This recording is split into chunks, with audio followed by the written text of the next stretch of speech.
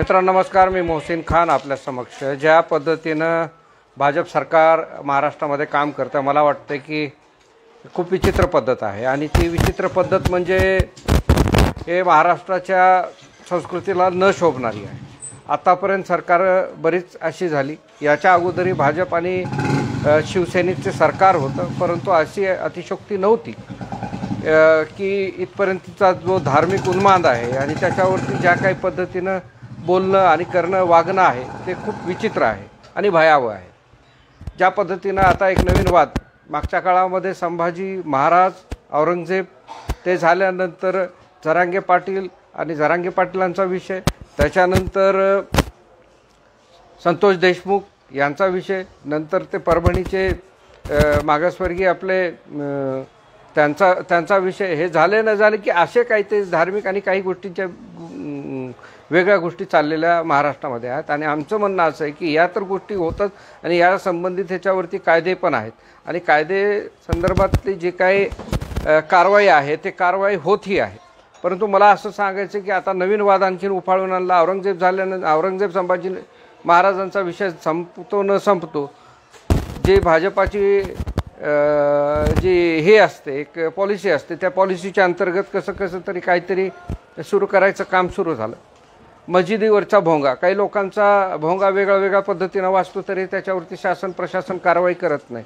जातीय धार्मिक तेढ निर्माण करण्याचं काम होतं, त्याच्यावरती कुणी काही बोलत नाही। परंतु 100% मुस्लिमांच्या बाबतीत काही एखादा विषय आला तो विषय कसा गंभीर करायचा आणि त्या विषयाबाबतीतला कसा गवगवा करून एक मुस्लिमांच्याच नव्हे तर मुस्लिमेतर लोकांच्या युवकांच्या भावना कशा वेगळ्या पद्धतीनं वेगळीकडे टर्न करायचा, हे कुटील डाव मला वाटतं शासनाकडून होतं आणि हे चुकीचं आहे। याला कुठेतरी शासनाने विचार केला पाहिजे। देवेंद्र फडणवीस यांनी काय करायला पाहिजे काय नाही, पण मला एक चांगला निर्णय त्यांचा आज वाटला, ते म्हणजे असं आहे की तसं तर तू कर मारल्यासारखं मी करतो रडल्यासारखं, अशी ज्यांची भावना आहे तशी ती भाजपाची आणि सरकारमध्ये पाहायला मिळते। भाजपा आमदार देवयानी फरांदे यांनी मस्जिदीवरील भोंग्यांचा विषय आला। आता भोंगा हा विषय असू शकतो, भोंगा किंवा विशेष करून मस्जिदीवरचा भोंगा हा विषय असतो। ग्रामीण भागामध्ये हरिपारायण असतं, वट्यावरती बरंच काही कथा आरत्या बरंच काही अशा धार्मिक काहीतरी गोष्टी चालतात, परंतु कोणी त्याच्यावरती ऑब्जेक्शन घेत नाही। पण मस्जिदीवरच्या भोंग्या संदर्भात देवयानी फरांदे ह्याला मात्र खूप विचित्र जाणवले। लक्षवेधीमध्ये ते मांडली आणि त्याच्यावरती देवाभाऊंनी म्हणजे माननीय मुख्यमंत्री देवेंद्र फडणवीस यांनी चांगलं प्रत्युत्तर दिलं। त्यांनी हायकोर्ट सुप्रीम कोर्टाचे जे काही न्यायालयाने जे बंधनं मस्जिदीवरील भोंग्यांचे दिलेले आहेत त्या संदर्भातच त्यांनी मांडणी केली आणि त्यांनी स्पष्टरित्या सांगितलेलं आहे की कोणत्याही, नमूद करू इच्छितो, कोणत्याही धार्मिक स्थळावर असा उल्लेख आहे। त्यांनी फक्त मस्जिदीवरचा उल्लेख केलेला नाही, त्यांनी प्रत्येक धार्मिक त्यात मंदिर आले, चर्च आले आणि मस्जिदही आले, या सगळ्यांच्या बाबतीत त्यांनी एकमुखी निर्णय त्यांनी घेतलेला आहे आणि त्यांनी सांगितलेलं आहे की सकाळी 6 ते रात्री 10 पर्यंत याला अनुमती आहे। काही डेसिबल आहेत, काही नियमावली आहेत, त्यांना ते ठरवलेलं आहे आणि संबंधित या बाबतीत जर आणखीन काही कार्यक्रम वगैरे असतील तर त्याच्यावरती तुम्ही काय म्हणतात त्याला संबंधित पोलीस निरीक्षक आहेत, त्यांच्याशी परवानगी आहे। प्रदूषण महामंडळाच्या कारवाई संदर्भात तिथे बोलले, त्यांनी नमूद केलं आहे की त्यांच्याकडून ते परवानगी वगैरे काहीतरी घ्यायची, असं त्यांनी स्पष्टरित्या सांगितलं। कोणत्याही मुस्लिमांनी याबाबतचा गवगवा करणं चुकीचं आहे की मस्जिदीवरीलच भोंग काढले आहे, मस्जिदी संदर्भातच बोलले, अजिबात नाही।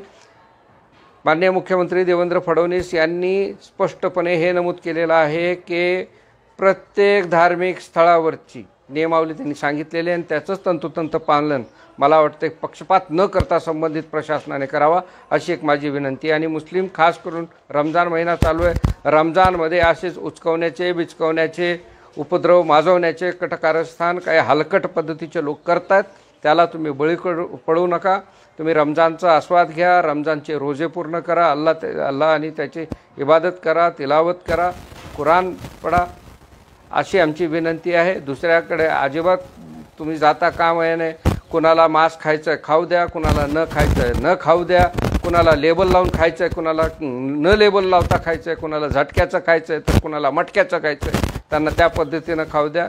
कारण मांसाहार केल्यावरच तुम्ही मुसलमान असता, इस्लामीमध्येच राहू शकता असं कुठं नमूद नाही.